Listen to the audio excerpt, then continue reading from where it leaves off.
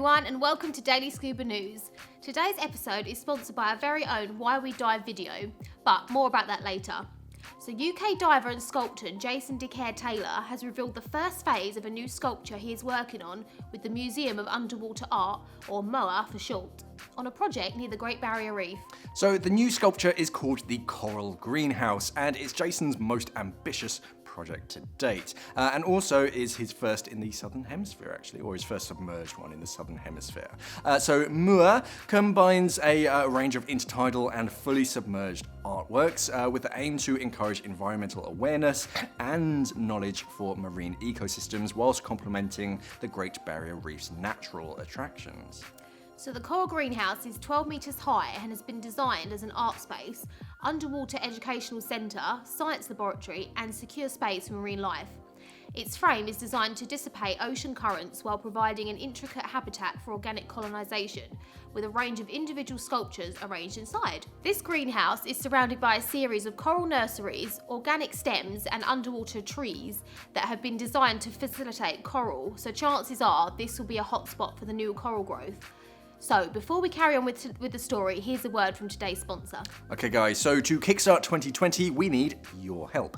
So this year we're really going to be focusing on inspiring other people to get into scuba diving. So for our very first project, we want to hear from you guys. So what we want you to do is to answer this question: why do you scuba dive? So grab your camera, your phone, or whatever you need to actually sort of film yourself answering this question. We don't mind too much about the quality, it doesn't have to be 4K or anything fancy, as long as your message is nice and clear for all to hear. Once you've filmed it, upload it to YouTube. There's a link pinned in the comments, so click on that when you're ready to send us your clip.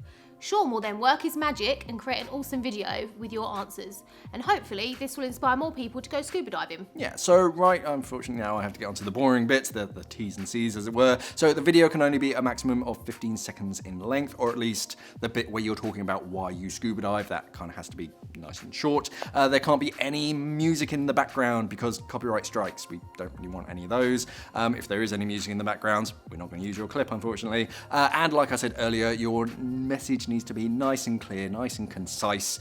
Now, you only have until January 31st, 2020 to send your entries in and let us know. So good luck, if luck is what you need. Just sort of upload your clip, and yeah, we can't wait to hear all of your messages. Okay, back to today's story. Jason also has worked on another project called Ocean Siren, which is a coastal-based solar-powered sculpture that glows at night as a warning about rising sea temperatures. Using live data from active Great Barrier Reef sites, its outer layer changes colour in response to water temperature to provide a visual representation of conditions underwater. And you'll probably have seen some of his underwater sculptures of concrete people in Indonesia, Spain, Norway, all over the place. Yeah, it's kind of creepy when you sort of first see them, and there's just like all these concrete people just doing things. It's quite cool, and now of course they've got sort of algae and coral and sponges and stuff sort of growing off of them, so it is cool, and it's constantly changing. And you can scuba dive them, obviously. So well done, Jason.